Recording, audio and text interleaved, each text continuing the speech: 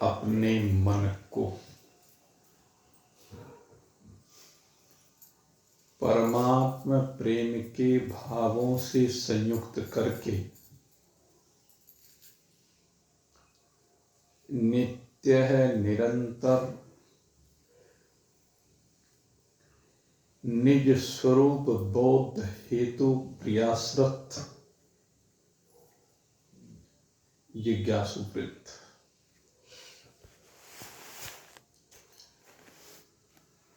हम लोग इस विचार सागर ग्रंथ का स्वाध्याय कर रहे हैं और स्वाध्याय करते हुए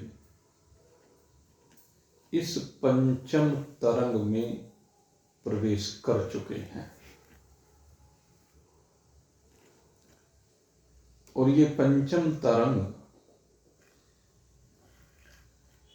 महाराजा सुबतंतती के दूसरे पुत्र अदृष्टि के संशय से प्रारंभ होती है, जिसमें उसने अपना विषय रखा है कि हे गुरुदेव, आपने बताया अहम ब्रह्मास्मि का ज्ञान मेरे बड़े भाई तत्वदृष्टि को, मैंने भी सुना, लेकिन ये जो अहम ब्रह्मास्मि का ज्ञान है, ये ज्ञान आपने वेदों के माध्यम से प्रदान किया। वेदों का ज्ञान आपने सामने रखा, लेकिन जब चराचर जगत एक ब्रह्म का ही स्वरूप है, चराचर जगत ब्रह्म से भिन्न कुछ है ही नहीं, एकमात्र ब्रह्म ही है, तो फिर तो आप भी मिथ्या और आपके द्वारा प्रदत्त वेद ज्ञान ये भी मिथ्या, क्योंकि ब्रह्म तो एक है। अगर आप और ब्रह्म, आप ज्ञान को देने वाले ब्रह्म के और जिस ब्रह्म का ज्ञान दिया गया वो आपसे भिन्न, तीसरे आपने माध्यम बनाया वेद को, तो वो वेद आपसे भिन्न, इसलिए वेद भी भिन्न, आप भी भिन्न, ब्रह्म भी भिन्न, फिर आप एक ब्रह्म की बात कैसे करते हो? अब इसको लेकर के मेरे मन में शंका है। आप इस संशय का निवारण करने में समर्थ हैं, इसलिए हे गुरुदेव, मेरे इस संशय का आप निवारण कीजिए। तो इस प्रकरण में एक कथा वैराग्य को लेकर के गुरुदेव रख रहे हैं, और वो कथा एक राजा का मंत्री हुआ भरछू, उस भरछू मंत्री के जीवन के दृष्टांत को रख रहे हैं। ये भरछू राजा का प्यारा मंत्री है, हर काम में आगे रहने वाला है, अन्य जितने भी मंत्री हैं वो उससे द्वेष करते हैं, ईर्ष्या करते हैं। इसीलिए तो एक बार एक युद्ध की बात आ गई, कह लीजिए, तो राजा ने कहा अपने मंत्रियों से, चलो भाई युद्ध करो। कहने लगे हम क्यों करें, जब हर जगह इसको पूछते हो तो इसी को आगे कर दो। भरछू कहने लगे हमारा ही ठीक कह रहे, मैं जाता हूं और मैं अभी इन सबको मार के आ जाता हूं। या कह लीजिए राजा के सामने एक शेर आ गया, जंगल में गए हुए थे और सारे मंत्री भी थे। अब शेर को सामने देखा तो राजा ने मंत्रियों से कहा भाई मारो इसको। कहने लगे हम क्यों, हर चीज हर जगह तो इसको पूछते हो, इसको आगे रखते हो, अब इसी को आगे रखो, यही मारेगा। तो ये दृष्टांत है। कथाएं जितनी भी होती हैं वो केवल विषय को समझाने के लिए होती है, इशारा करने के लिए होती है। कथा को किसी भी तरीके से प्रस्तुत किया जा सकता है। इसमें यह ना समझें कि किसने कौन सी कथा किस ढंग से कह दी। अक्सर क्या होता है, हमने देखा है कि जब महान पुरुष किस विषय को रखते हैं तो कुछ ना कुछ माध्यम बीच में लिया जाता है, तो लोग उस माध्यम में ही अटक जाते हैं। उस माध्यम के माध्यम से जिस तत्व को समझाना चाहते हैं उसमें दिमाग नहीं लगाते, उस माध्यम को लेकर के तर्क करने लगते हैं। भाई माध्यम इशारा होता है और माध्यम जो भी लिया जाता है वो 100% ब्रह्म ज्ञान में सटीक नहीं बैठता है। उसके माध्यम से जो इशारा किया जा रहा है बस उसको समझो, कहने का मतलब ये होता है। यहां पर भी बात है कि राजा का प्रिय है, इसलिए मंत्रियों ने कहा जब मरने की बात आ रही तो तू इसी आगे कर, हमें क्यों आगे करता है। तो उसने कहा ठीक है भाई, और वो गया और आगे बढ़ करके शेर को मार डाला। लेकिन उन मंत्रियों ने पीछे पीछे गए और जाकर के देखा भाई इसने तो मार दिया, और उन्होंने जाकर के शोर मचा दिया राजा कि शेर ने भरछू को मार दिया, या पड़ोसी राजा ने भरछू को मार दिया। अब राजा ने सुना और विश्वास कर लिया उनकी बात पर, और विश्वास करके उनमें से किसी दूसरे को मुख्यमंत्री, प्रधानमंत्री, प्रधान जो भी सेनापति वो बना दिया, खुश हो गया। अब इधर भरछू को ये पता चल गया भाई तो ऐसे ऐसे हो गया। वो कहने लगे वाह चलो जैसा हुआ सो ठीक हुआ। वो वहां जंगल में विचार करने लगा, कहने लगे रे किसकी चाटुकारिता कर रहा है, तो जरा सी भी प्रतीक्षा तक नहीं की जिसने, उसकी चाटुकारिता करता फिरता है, तलवे चाटता फिरता है उसके मन में वैराग्य हो गया। और वैराग्य होने के बाद नहीं तो जाकर के वो स्पष्टीकरण भी दे सकता है, लेकिन स्पष्टीकरण नहीं दिया, उसके मन में वैराग्य हुआ। और वैराग्य होने पर वो चिंतन करने लगा ये राजा का सुख, ये मंत्री पने का सुख, ये क्या सुख है, सबसे श्रेष्ठ सुख क्या है। भरचू यहां पर विचार करने लगा कि सबसे श्रेष्ठ सुख कहां में है, क्या ये मंत्री पने में या ये जो राजा है इसमें। तो उसने अब सुखों के ऊपर विचार प्रारंभ किया, और सुखों के ऊपर विचार करते हुए कहने लगा पृथ्वी पति निरोगी युवा दृढ़ स्थूल बलवंत विद्यायुत तिहि भूप में मानुष सुख को अंत। मनुष्यों में अगर यदि हम बात करें तो कितना सुख है मनुष्य का।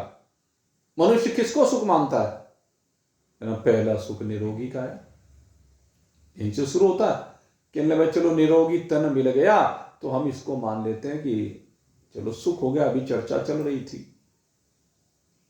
कितने साल तक इतना शरीर हो गया, बूढ़ा हो गया, कभी बीमार नहीं हुआ, यही तो। लेकिन क्या ये सुख है, भरचू विचार करने लगा, क्या निरोगी काया जिसकी है उसको ही हम सुखी मान लें, या जो बलवान है शरीर में बल रहता है, इम्यूनिटी जिसकी ज्यादा बढ़िया है, कोरोना से लड़ने में समर्थ है, उसको हम सुखी मान लें, जिसकी युवावस्था सदा बनी रहती है उसको सुखी मान ले, जो विद्वान है विद्या युक्त है क्या उसको सुखी मान ले। यहां पर जो राजा बन गया क्या उसको सुख मान ले? कि तो मनुष्य शरीर में तो बस यही सुख है भाई। राजा से बड़ा सुख मनुष्य शरीर में और क्या होगा? वो चिंतन करने लगा। लेकिन आज राजा का सुख भी उसे व्यर्थ लग रहा है। लेकिन क्या सुख है राजा बने में? कुछ नहीं। रोज डरा फिरता है, कभी एक इधर से टांग खींचता, एक इधर से टांग खींचता, इधर से टांग खींचता, विचार कर रहा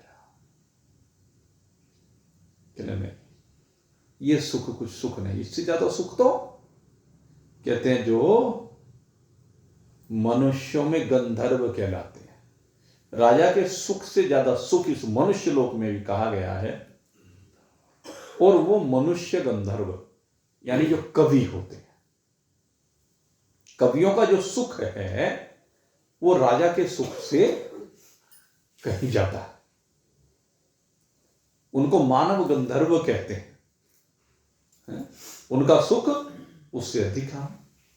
जे मानव गंधर्व कहावत, ता निपते सतगुण सुख पावत। वो जो है 100 गुणा सुखी है। और कहते हैं मानव गंधर्व से 100 गुणा सुखी कौन है? कहने लगे होत देव गंधर्व जो ओरा। जो देव गंधर्व है, मानव के बाद जो देवता बन जाता है, देव गंधर्व है। देवों में गाने वाले ये गंधर्व होते हैं जो गायन करते हैं। अप्सराएं नृत्य करती हैं, गंधर्व गायन करते हैं। तो कहते हैं इनका जो सुख है वो मानव गंधर्व से भी 100 गुना है। और कहते हैं गंधर्वों से 100 गुना सुख देवताओं का है। सुख गंधर्व देव को जो है नहीं, गंधर्वों के बाद फिर एक बीच में हो रहा था पितरों का सुख।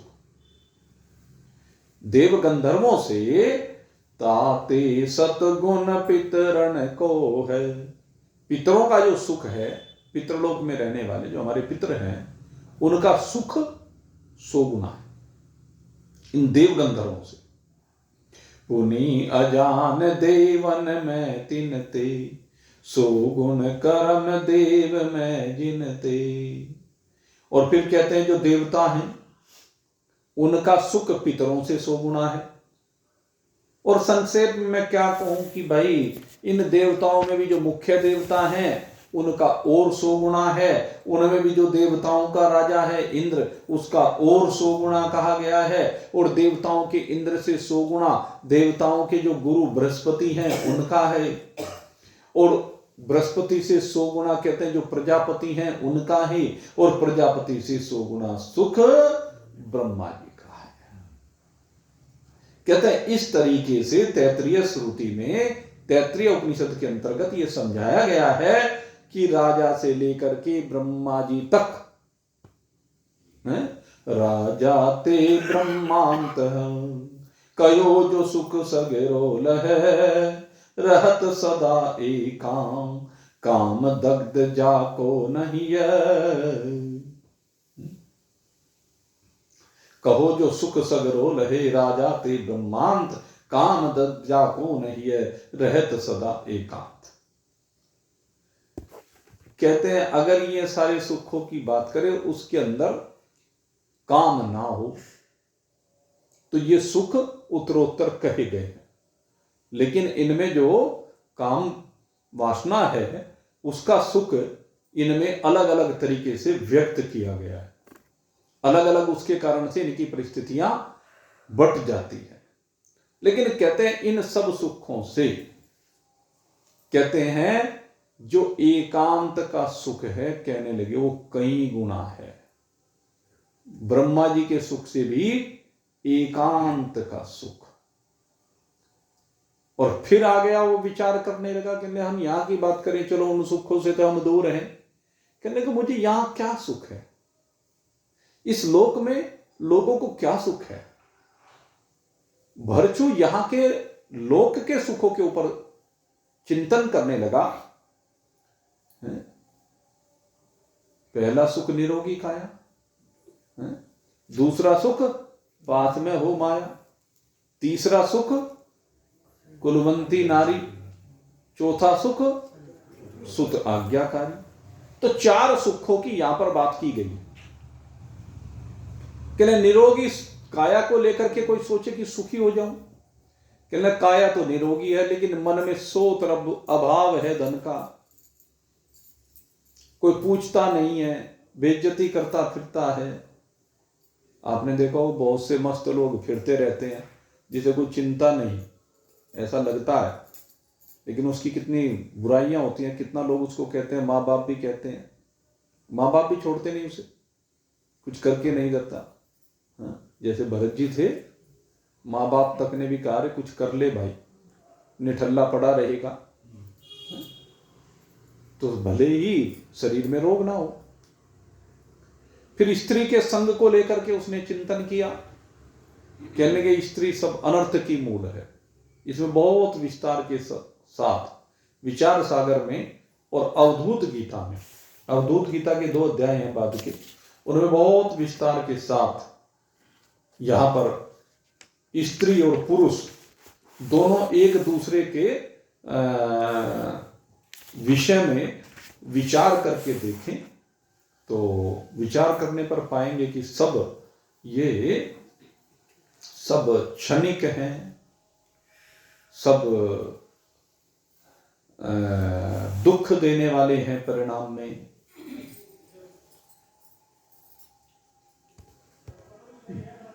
वो एक कहावत है कि त्रिया चरित्र को लेकर के, त्रिया चरित्र न जाने कोई खसम मार के सती हो। तो इस तरह का इसमें बहुत सी चीजों के ऊपर विचार किया गया है। लेकिन मेरा कहने का मतलब ये है, यहां पर केवल स्त्री की निंदा नहीं की गई है। ये जो है कोई ये सोचे कि भाई तो स्त्री की निंदा कर रहे हैं इसमें शास्त्र में। मेरे सामने प्रश्न आया था एक बार, एक पति पत्नी, उन्होंने दोनों ने वो ग्रंथ पढ़ा, कहने लगे जी ये कैसा ग्रंथ लिखा इन्होंने, स्त्री की बड़ी निंदा की है कि नहीं तो यही बात पुरुष की है, स्त्री के लिए पुरुष की है, पुरुष के लिए स्त्री की बात है। तो मैंने कहा आप बिल्कुल ठीक कह रहे हैं। असल में क्या है, ये जो ग्रंथ लिखे गए हैं ये ग्रंथ साधुओं के लिए लिखे गए विशेष रूप से। ये जो ग्रंथ यहां पढ़ रहे हैं ये ग्रंथ साधु लोग पढ़ा करते थे, गृहस्थियों के लिए ग्रंथ नहीं थे। ये तो अब उपलब्ध हो गए। पहले तो क्या था कि जो कोई वैराग से संयुक्त होकर के गुरु की शरण में जाता तो उसको ये ज्ञान दिया जाता, और उसमें ज्यादातर जो संख्या होती वो ज्ञान लेने के लिए वो पुरुषों की होती। यद्यपि ज्ञान में स्त्रीपना पुरुषपना दोनों है ही नहीं। स्त्रीपना और पुरुषपना तो सूक्ष्म शरीर में नहीं है, स्थूल शरीर की को हटा करके अगर देखें, केवल स्थूल शरीर तक स्त्रीपना पुरुषपना है। स्थूल शरीर के बाद स्त्रीपना पुरुषपना रहता ही नहीं, सूक्ष्म शरीर में नहीं रहता, मन में ही नहीं रहता। तो कहीं भी शास्त्र ने यह नहीं कहा है कि भाई एक श्रेष्ठ है एक तुच्छ है, ऐसा नहीं है। वो तो एक दूसरे के प्रति वैराग्य उत्पन्न करने के लिए, भोगों की सीमा से बाहर निकालने के लिए शास्त्र ने इन बातों को कहा है। तो पहले स्त्री पुरुष के विषय में बात की और फिर दूसरे नंबर पर बात की है यहां पर पुत्र संग की। कहते हैं भाई पुत्र आज्ञाकारी, तो पुत्र के लिए भी यहां पर कई बात कही गई। ये बातें रोज हम करते ही रहते हैं, तो इनकी बहुत ज्यादा गहराई में जाना मैं समझता हूं हमारे इस प्रसंग में बहुत ज्यादा आवश्यक नहीं है। कहते हैं पुत्र भी सदा दुखी देने वाला भाई, चाहे वो सुपूत हो चाहे कुपूत हो। एक मिलत दुख दारुण देही, एक बिछुरत प्राण हर ले। गोस्वामी जी महाराज ने ये कहा, कहता है एक मिलता है तो दारुण दुख देता है, बड़ा कष्ट देता है, और एक बिछुड़ने पर दारुण दुख देता है। एक बिछुरत प्राण हर ले, इतना होता है। और इसमें गोकर्ण जी का और धुंधुकारी का दृष्टांत सबसे बढ़िया सटीक दृष्टांत। धुंधुकारी बाप से मिलता है तो बाप परेशान हो जाता है, उसे देख करके दुखी करता है। मां को तो बेचारी घर से निकल जाती है, रात को जाके कुएं में गिर के मर जाती है। बाप गोकर्ण मिलता है तो सुखी होता है, और जब गोकर्ण बिछुड़ता है तो दुख होता है। गोकर्ण प्यारा है, धुंधुकारी वो महादुष्ट खल। अब उससे कैसे प्यार करे बाप, मां परेशान रहते हैं। तो उन्हीं सब बातों के ऊपर चर्चा की गई है। यहां पर शुरू से लेकर के बड़े विस्तार के साथ इस बात की चर्चा की गई कि कैसे एक बेटे को मां पालती है, पहले गर्भ में पोषण करती है, फिर यहां पर पोषण करती है, और फिर एक बहुत बड़ी बात यहां पर और दी गई, कहने लगे अगर बच्चे को कुछ हो जाए, कहते पता नहीं किस किस के दर पे मत्थे रगड़ती फिरती है। यहां पे अब उन जातियों का मैं नाम लूं तो लोग वो जातिवादी बात पे आ जाते हैं। तो कहते उनके दरवाजे पे जाती है, जिसका वाहन गधा है, कहने उसके यहां जाके मन्नत मांगती है, गधे की तरह अपने बेटे को कहती है गधे की तरह जुतवाऊंगी, ये तू इसे ठीक कर दे। हैं? कहते मुसलमान फकीरों से, उनके यहां पता नहीं किस किस के यहां इसमें बहुत दिए। सफाई वाले के यहां जाएगी, कहना जिसको छूने में भी पाप समझती है, हैं?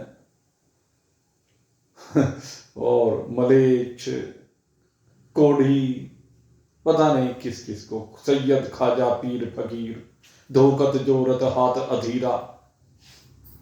कहने एक महारानी भी उनके दरवाजे पे जा जा करके जुहार करती है, जिसके यहाँ लाइन लगी रहती है जुहार करने वालों की, वो उनके दर पे जा जाके उस बेटे के लिए। और जब वो बड़ा हो जाता है, कहने गांठता नहीं है, पूछता नहीं है, बस जैसे उसका विवाह होता है, विवाह होने के बाद बस हे भगवान, कहने के इससे बढ़िया तो ये था मेरे होता ही नहीं।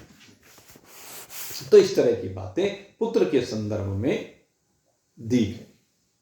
फिर धन के संग को लेकर के कहा, कहना धन सुख देने वाला हो। कहने लगे भाई पहले जोड़ने में परेशान धन को, फिर कोई उसके विनाश को लेकर के परेशान। कहते धन भी सदा दुखदायी ही है, धन भी, पुत्र भी, स्त्री भी, शरीर भी। कहने का मतलब ये सारे के सारे दुखदायी हैं। कहते इनमें से किसी में सुख नहीं है। भरचू विचार करने लगा, और जब भरतु इस प्रकार से विचार कर रहा था तो उसने फिर सोचा कि अब क्या इनमें चित्त को रमाना, छोड़ सबको, राजा को भी छोड़, पद को भी छोड़, परिवार को भी छोड़, धन को भी छोड़, और ये सब छोड़ के कहना एकांत में जाओ, एकांत में जाकर के तुझे सुख मिलेगा, एकांत में अपने स्वरूप के ऊपर विचार कर, वहां तुझे सुख मिलेगा। तो भरचू जो है वो बस जंगल में चला जाता है, एकांत में। भरचू बन एकांत में गयो कियो चित शांत। और क्या किया, वहां जाकर के अपने चित्त को शांत कर लेता है। और इधर राजा ने नया दीवान बना दिया, उसकी जगह पर किसी दूसरे को बना दिया। और फिर क्या हुआ कि उन्होंने देखा भाई ये तो तपस्वी बन गया, कभी पूजने ना लगे हैं? वो तो उसकी खबर तो रखते हैं ना, कहाँ गया क्या हुआ, वो गुप्तचर छोड़ रखे हैं, दूध छोड़ दिए। और आखिर कहने भाई ये तो वो पूज जाएगा। तो राजा को आके बता, कहने भाई बरछू मर गया, और मर के वो तो प्रेत बन गया। ऐसा दिखता है जैसे शरीर पे राख लगा करके कोई महात्मा बना हुआ, और ऐसा बालक बनाया कि राजा को ले गए, बन गए। जहां तप कर रहा, कहने कभी फिर इनका मिलन ना हो जाए, तो अपने चक्कर में थे। तो खैर जो है वो उसे दिखाया, कहने देखो ये है। तो सत में असत बुद्धि,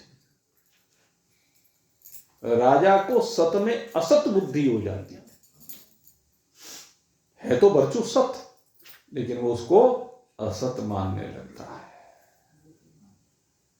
राजा कहने ओहो, और भरचू का और ज्यादा वैराग हो जाता है। कहने लगे वाह, सामने देख के विश्वास नहीं हुआ, भूत समझता है मेरे को। अब तो और ज्यादा वैराग उसको हो गया, और वो तो अपना अद्वैत ब्रह्म के साथ एक रूपता को प्राप्त हो रहा है अपने मन में। अब तो बस केवल ब्रह्म ज्ञान की धुनी है। और फिर जो है एक दृष्टांत यहां पे अब और दिया गया है। इसके अलावा एक राजा का दृष्टांत आया, जिसे स्वप्न में वो एक मिथ्या गादड़ी, सपने में एक गादड़ी उसके पीछे पड़ गई। और वो जो गादड़ी जो है किसी भी तरह से, मतलब उसने बहुत उपाय करे। कहने का मतलब यह है कि भाई किस तरह, कहना बराबर में उसके अस्त्र शस्त्र रखे हुए, सैनिक रखे हुए, तो लेकिन स्वप्न में चल रहा, बराबर में धरे रहो। लेकिन गादड़ी मरे कैसे? तो कहते हैं स्वप्न में डंडा उठाया, डंडा उठा के मार दिया, उससे गादड़ी मर गई। असली हथियारों से नहीं मरी, असली सैनिकों से नहीं मरी, असली राजा से नहीं मरी। किससे मरी? स्वप्न की गादड़ी स्वप्न के डंडे से मरी, मिथ्या गादड़ी मिथ्या डंडे से मरी। तो यहां पे गुरु अब उसी विषय पे लाते हैं कि भाई जैसे मिथ्या गादड़ी मिथ्या डंडे से मरती है, ऐसे ही हे अदृष्टि, हे अदृष्टि, जो तूने बात कही है वो सत्य है, यद्यपि उसमें कोई गलत बात नहीं है, सत्य बात है। वेद का ज्ञान, गुरु कहते हैं ये सब मिथ्या ही है।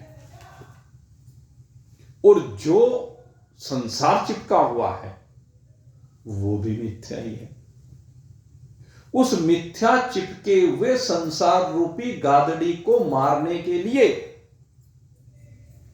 मिथ्या वेद और गुरु का डंडा प्रयोग करना पड़ता है। बात यह है, हकीकत में तो ये सब कुछ ब्रह्म ही है।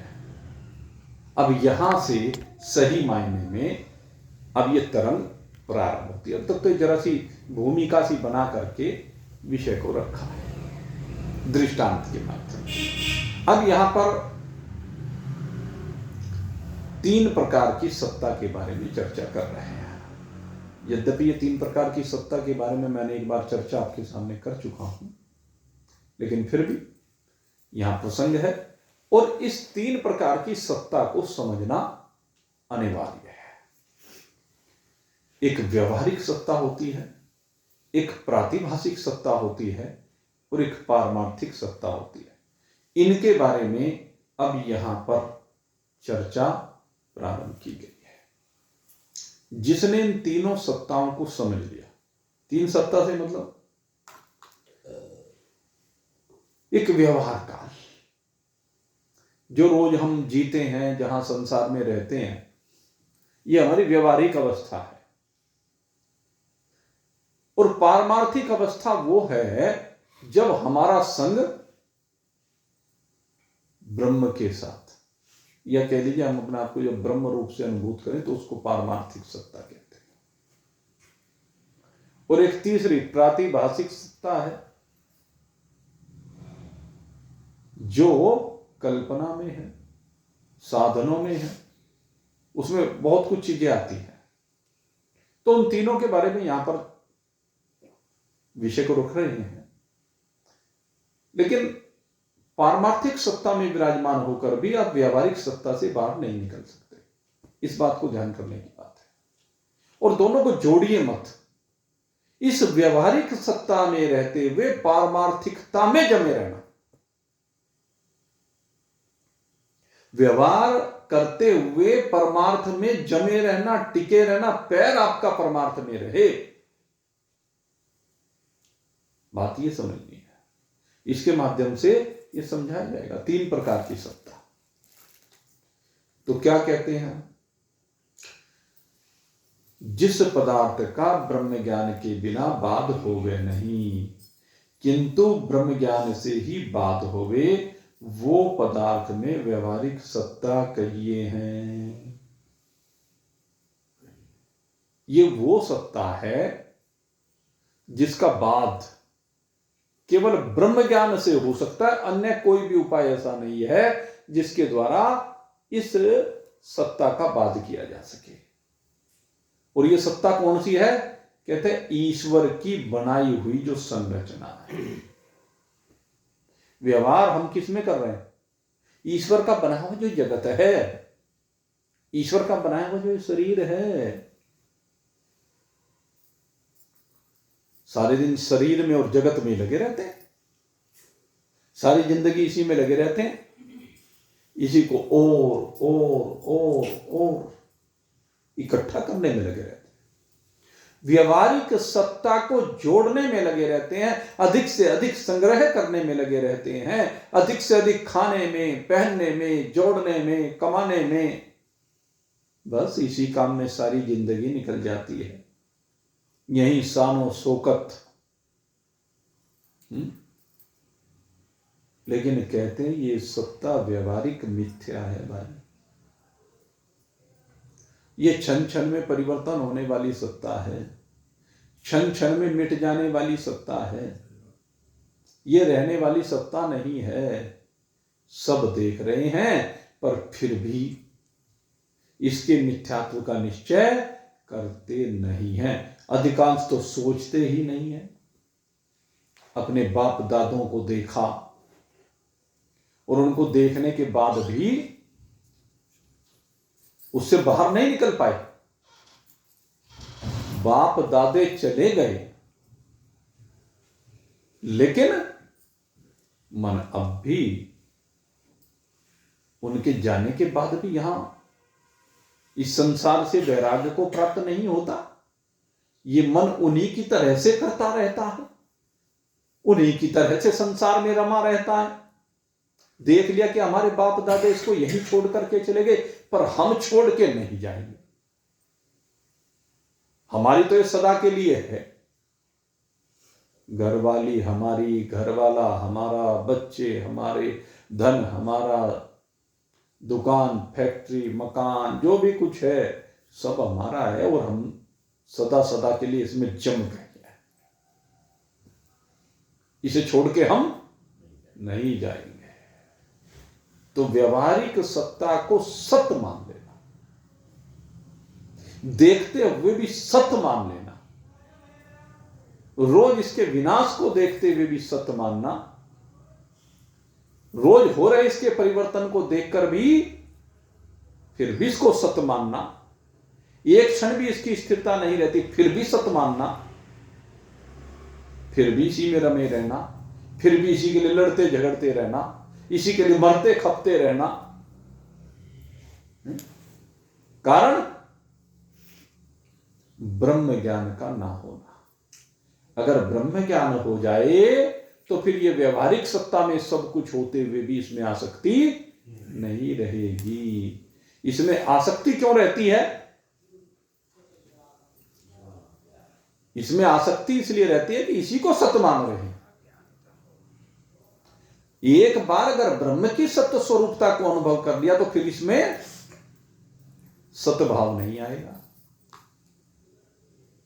जब तक इसमें ब्रह्मी भाव नहीं आया, जब तक इस संसार के पदार्थों को, संसार के जीवों को, रिश्ते नातेदारों को ये नहीं माना कि ये परिवर्तनशील है, मिथ्या है, तब तक इसको सत्य मानने के कारण से इसमें आसक्ति बनी रहती है, और आसक्ति बनी रहने के कारण से बार बार जन्म मरण को जीव प्राप्त होता रहता है, बार बार दुखी होता रहता है। लेकिन एक बार अगर यदि ब्रह्म को सत्य मान लिया तो फिर इसका व्यवहार होता रहेगा। इसमें असत बुद्धि हो जाएगी, काम चलाऊ बुद्धि हो जाएगी, किराए का मकान समझ लिया जाएगा, जो भी कुछ है वो सब काम चलाऊ अनुभव कर लिया जाएगा। और जब काम चलाऊ पता चल गया तो फिर उसमें चिपकाव होगा क्या? जब ये पता चल गया ये मेरा नहीं है, ये मुझे कुछ समय के लिए उपयोग करने के लिए मिला है, फिर आसक्ति होगी क्या? बताओ, होती है क्या? पता तो सबको चल रहा है और सबको है, नहीं पता है, नहीं पता चल रहा है। अगर पता चल जाए तो जिस दिन वास्तव में पता चल जाएगा उस दिन वैराग हो जाएगा। समस्या यही है, अभी केवल सुना है, अभी उसके ऊपर गहनता से विचार किसी ने किया नहीं, और जब गहनता से विचार हो जाता है तो उससे वैराग्य हो जाता है। असल बात यह है, वैराग कहेंगे ही तभी। अब ये भाव तो नहीं हुआ ना, जैसे यहां से गए जगन्नाथपुरी और वहां जाकर के चलो भाई सारे को घूमे फिरेंगे, भगवान के दर्शन करेंगे।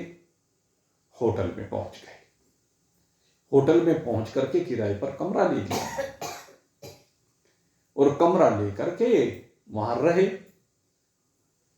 जगन्नाथ जी के दर्शन करके आए। भुवनेश्वर गए, वहां पर लिंगराज मंदिर में भगवान सदाशिव के दर्शन करके आए। भुवनेश्वर में बहुत सी घूमने की जगह वहां घूम के आए, कोणार्क मंदिर देख के आए। समुंदर पर गए, समुद्र में एक में बोट चलती है, किराए पर लेकर के उन बोटों को चलाया। जब किसी बोट को लिया किराए पे तो उसने क्या कहा, भाई 500 रुपये लगेंगे और आधा घंटे के लिए बोट तुम्हारी। बोट वाले ने आधा घंटे के लिए 500 रुपये लेकर के बोट दे दी, लेकर के चल दिए। घड़ी पर नजर है, आधा घंटा 20 मिनट हो गई, 25 मिनट हो गई, 28 मिनट हो गई, ओ भाई 1 मिनट भी ऊपर हो गई, चलो जल्दी से वापस। और आध घंटे के अंदर अंदर ला करके बोट क्यों सौंप दी? क्योंकि ये पता है कि आधा घंटे के लिए किराए पर मिली है। जगन्नाथपुरी के होटल में 8 दिन रहे। 8 दिन के बाद रेल का, हवाई जहाज का टिकट बुक करा रखा है वापसी का। कहने लगे भाई कमरे को जल्दी से खाली करो।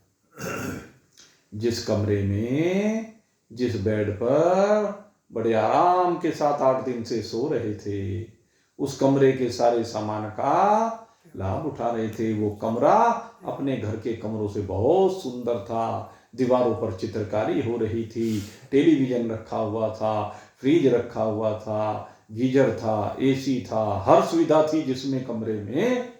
घर में सुविधाएं नहीं है लेकिन वहां थी। और उन सुविधाओं को छोड़ करके ने चलो भाई किराया इतना ही है, किराए पे लिया हुआ है, उनमें निश्चय पक्का हो जाता है कि ये मैंने किराए पर ले रखी है बोट, ये कमरा मैंने किराए पर लिया है, रेलगाड़ी के डब्बे में जिसमें बैठा हूं किराए पर आकर के बैठा हूं, लेकिन इस मकान में ये मेरा किराए का मकान नहीं है। ये शरीर रूपी रेलगाड़ी का डिब्बा, ये शरीर रूपी होटल का कमरा, ये नाव रूपी शरीर, ये सब किराए पर लिया है। जिस दिन ये पक्का निश्चय हो जाएगा कि ये नाव किराए की है, ये कमरा किराए का, ये रेलगाड़ी का डब्बा किराए का है, तो इसमें बैठा हुआ पथिक, कौन सा पथिक बैठा है? ये जीव रूपी पथिक इसके अंदर बैठा हुआ है, जो इस शरीर में बैठकर यात्रा कर रहा है। जिस दिन उसका निश्चय पक्का हो जाएगा कि ये किराए का है, ये छोड़ना है, तो वो रोज ही छोड़ा हुआ बैठा रहेगा। वो फिर इससे चिपकेगा नहीं, इसमें उसका चिपकाव होगा नहीं। होगा क्या? समझा है किसी ने इसको? इसे किराए का कमरा किस दिन समझेंगे? जिस दिन किराए का कमरा समझेंगे उसी दिन वैराग्य हो जाएगा, और उसी दिन गुरु का उपदेश समझ में आ जाएगा कि ब्रह्म सत्यम शरीरम मिथ्या। ब्रह्म सत्यम, ब्रह्म सत्य है और ये शरीर मिथ्या है। तो निश्चय तो ऐसे होगा भाई। तो ये जो व्यवहारिक सत्ता है, ऐसे नहीं कि निश्चय होने के बाद इस शरीर को कहीं गंगा जी में डाल देगा, समंदर में डाल देगा, अग्नि की भेंट चढ़ा देगा, नहीं। फिर ये पता चल जाएगा कि जैसे 8 दिन जगन्नाथ जी में रहा कि 8 दिन के लिए किराए पे मिला हुआ है, तो ऐसे ही ये कुछ समय के लिए किराए पे मिला हो, भले 8 दिन का ना पता हो, 15 दिन का पता हो, महीने का, 10 महीने का, साल, 10 साल, 20 साल, 50, 100 साल का, 135 साल की बात चल रही थी। करना तो 135 साल में भी खाली पड़ा है इसको, तो खाली करना पड़ेगा। ये निर्णय हो जाता है कि एक दिन मुझे इसको खाली करना है, तो जब खाली करना है कि होटल का कमरा है, तो फिर इसके प्रति आसक्ति नहीं होगी, इसमें चिपकाव नहीं होगा। इसमें चिपकाव तभी तक है जब ये समझ लिया कि ये मेरा है, ये मकान मेरा है, ये शरीर मेरा है, ये बाल बच्चे मेरे हैं, ये पति पत्नी मेरे हैं। भाई ये जो समझ है, इस समझ को परिवर्तित करनी होगी, और जो ये परिवर्तित कर लेता है उसी को वैरागी कहा जाता है। भरचू ने कर लिया पक्का निर्णय, इसलिए एकांत में विराजमान हो गया। अर्थात एकांत का मतलब है एक परमात्मा में विराजमान हो जाना, एक ब्रह्म में विराजमान हो जाना। तो कहते हैं ये जो व्यवहारिक सत्ता है ये ईश्वर सृष्टि से है, ईश्वर की बनाई हुई सृष्टि है। 2 प्रकार की सृष्टि आपको बताई। एक ईश्वरीय सृष्टि होती है ईक्षण से लेकर प्रवेश पर्यंत, जहां ईश्वर ने ईक्षण किया, एको हम बहु प्रजायेय और तम प्रधान प्रकृति को लेकर के विभिन्न पदार्थों की संरचना की। संसार में सूरज बनाया, चांद बनाया, सितारे बनाए, धरती बनाई, पेड़ बनाए, पहाड़ बनाए, नदी बनाए, नाले बनाए, न जाने क्या क्या व्यवस्था की। समुद्र की और पर्वतों की ऐसी व्यवस्था की कि समुद्र में सारा जल चला जाए और वहां से लौट करके आता रहे, जाता रहे, आता रहे। एक चक्र बना दिया, साइकिल हो, चक्री तो है। समुद्र के से जल उठेगा, बरसता चला जाएगा, पहाड़ों पे जाके जम जाएगा, फिर वहां से फिर बह करके नीचे आएगा, लोगों की पूर्ति करते हुए, काम चलाओ पूर्ति करते हुए, फिर से लौट करके वापस। यही चक्र चलता रहता है। ये भगवान ने व्यवस्था बनाई, ईश्वरीय सृष्टि है ये। विभिन्न शरीरों के उत्पन्न होने की प्रक्रिया बनाई। 4 प्रकार के शरीर हैं। 4 प्रकार के शरीर बताए आपको। एक अंडज, अंडे से उत्पन्न होने वाले, एक जरायुज, जेर से उत्पन्न होने वाले, एक स्वेदज जो पसीने से उत्पन्न होने वाले हैं, एक उद्दबिज जो धरती फाड़ करके पैदा होने वाले हैं, पेड़ आदि, पेड़ पौधे। तो इस प्रकार से ये 4 प्रकार से प्राणियों की उत्पत्ति का रास्ता तय किया भगवान ने। बनाए इस तरह के प्राणी, शरीर बना दिए इस तरह के। तो ईश्वरीय सृष्टि, लेकिन ईश्वरीय सृष्टि को विकृत करके अपने काम में लाना ये जीव ने प्रारंभ किया। तो वो जीव की सृष्टि हो गई।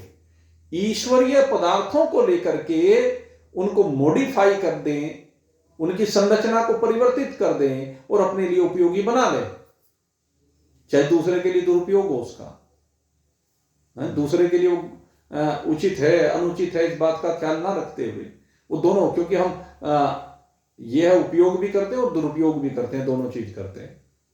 तो जब दुरुपयोग करते हैं तो प्रकृति में विकृति होने लगती है, और जब सदुपयोग करते हैं तब विकृति नहीं होती, तब काम चलाओ काम चलता रहता। तो ये कह रहे हैं कि जो व्यवहारिक सत्ता है वो ईश्वर सृष्टि से है। क्यों? क्योंकि देह इंद्रिय आदि के प्रपंच जो ईश्वर सृष्टि है उसका,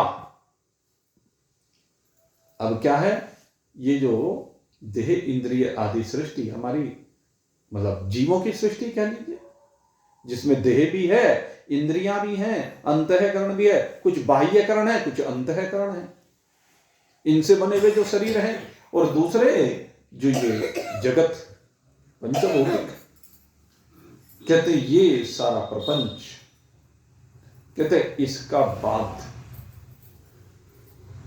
ब्रह्म ज्ञान से ही हो सकता है, दूसरा कोई रास्ता है नहीं। यद्यपि ईश्वरीय सृष्टि के पदार्थों का ब्रह्म ज्ञान के बिना नाश होता नहीं, लेकिन ब्रह्म ज्ञान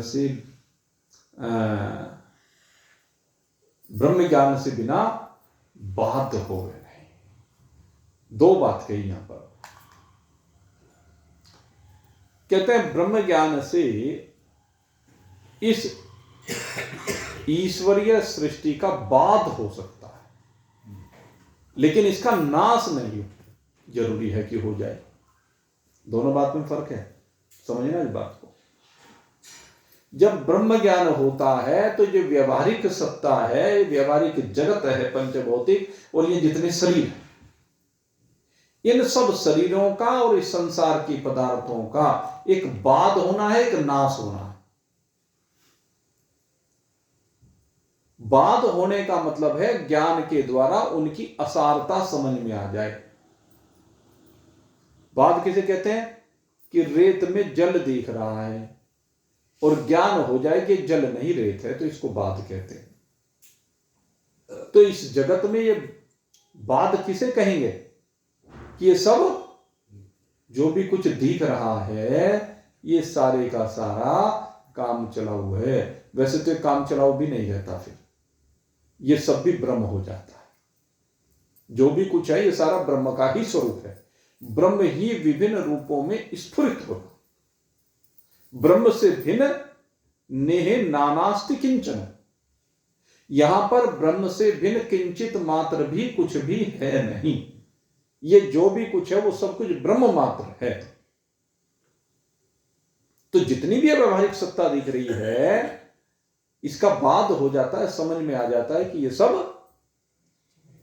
काम चलाओ, अनासक्त हो जाता है। जब अनासक्त हो जाए तो बाध हो गया, होते हुए भी फिर नहीं है आपके लिए। जिसने एक बार धन का परित्याग कर दिया कि मैं पैसे को छूंगा नहीं, फिर उसके सामने कितना ही सोना चांदी हीरे मोती आभूषण रखकर ढेर लगा दो,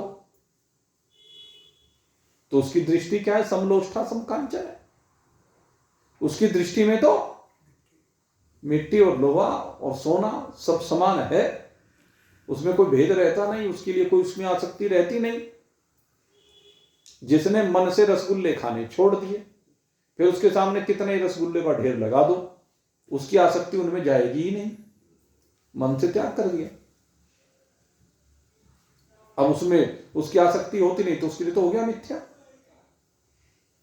लेकिन मिथ्या होने के बाद भी कहा कि रसगुल्ला तो रहेगा ना, वो हीरे मोती जवाहरात सोना चांदी वो तो रहेगा ना। तो उसका स्वरूप से भले ही नाश ना हो, लेकिन उसमें मिथ्यात्म दृष्टि हो जाती है कि ये मेरा नहीं और मैं इसका नहीं, ये मैं नहीं, ये मेरा नहीं, मैं इसका नहीं। मैं मेरा तू तेरा का भेद मिट जाता है। तो यही बात कह रहे हैं कि नाश तो नहीं होता, बाध हो जाता है। बाध होने का मतलब नाश नहीं है। अप्रोक्ष मिथ्या मिथ्या, अप्रोक्ष मिथ्या, इसका निश्चय हो जाना, इसको कहते हैं अप्रोक्ष, बिल्कुल पक्का निश्चय। सो अप्रोक्ष मिथ्या निश्चय ईश्वर सृष्टि के पदार्थों में, ये जो ईश्वरीय सृष्टि है इसके पदार्थों में पूरी तरह से पक्का दृढ़ निश्चय जिसको कहते हैं, ये हो जाए तो कहते हैं ये ब्रह्म ज्ञान के बिना किसी को होता नहीं है। जब तक ब्रह्म ज्ञान नहीं होता, वो साधन काल में किसी भी अवस्था में हो,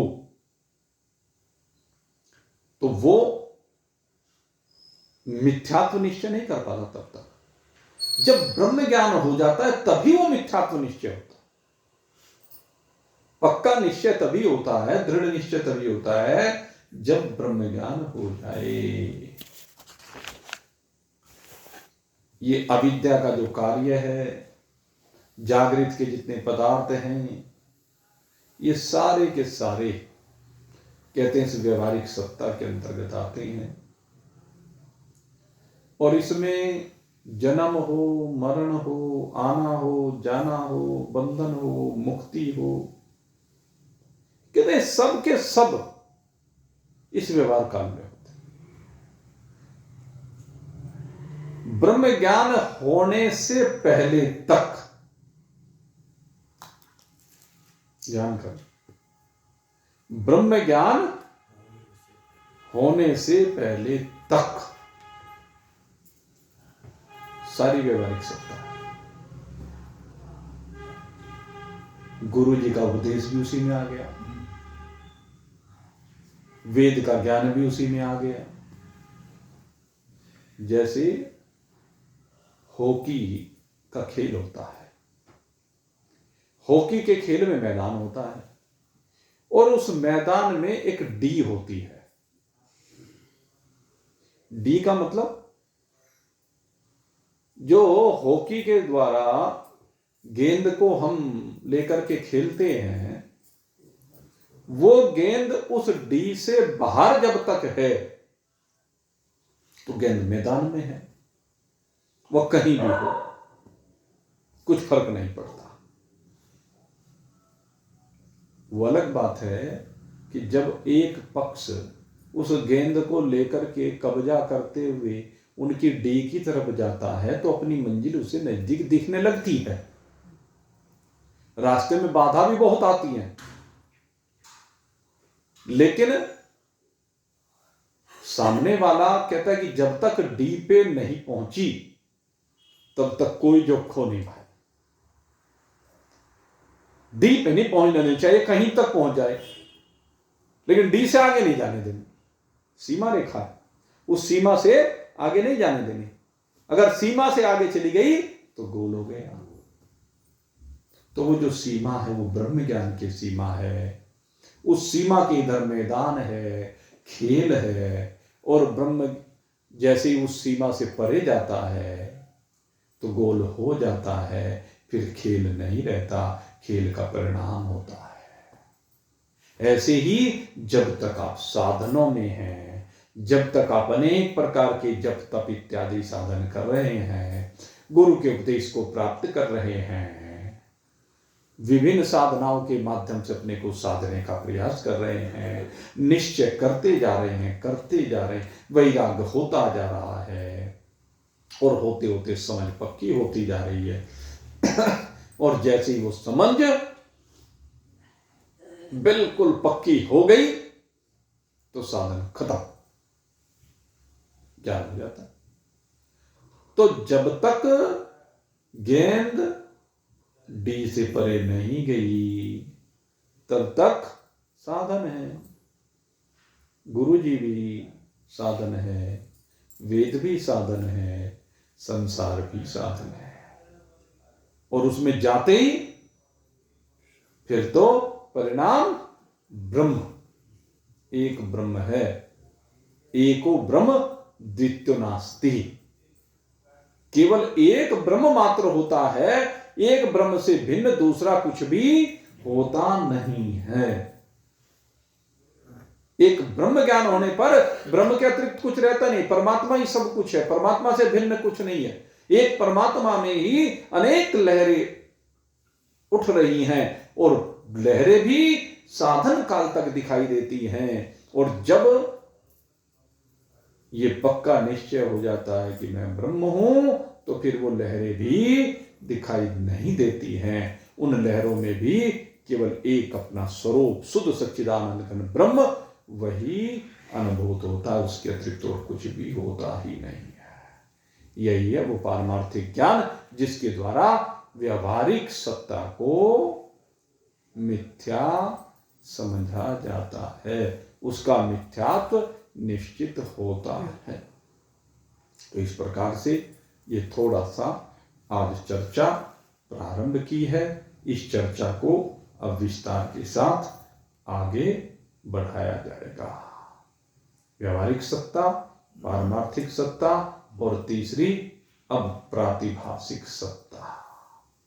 उस प्रातिभाषिक सत्ता की बात अब कल ठीक 7:30 बजे आपके सामने फिर से हाजिर होंगे भाई, और इसकी चर्चा करेंगे जैसी भगवत इच्छा होगी। आज विश्राम देते।